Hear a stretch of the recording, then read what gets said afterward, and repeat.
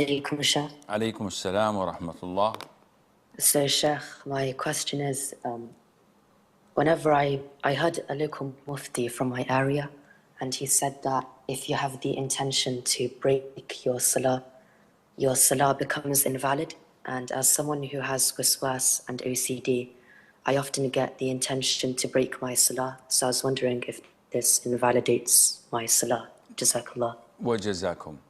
First of all, the intention is divided into two types.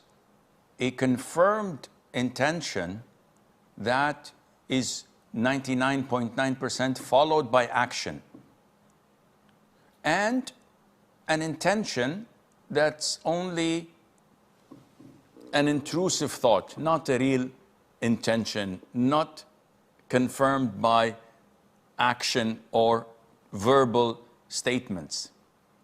So the first one takes place. Someone intends to break his salat and to leave. Usually, he does this and he goes away. He goes out. This is an intention that breaks your salah. The second is an intention that is whispering of shaitan. Oh, I have to leave the salat.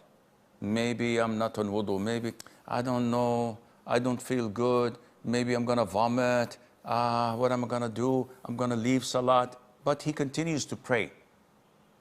Such intention is intrusive thoughts.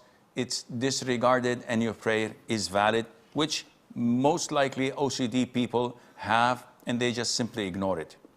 Sumayya from the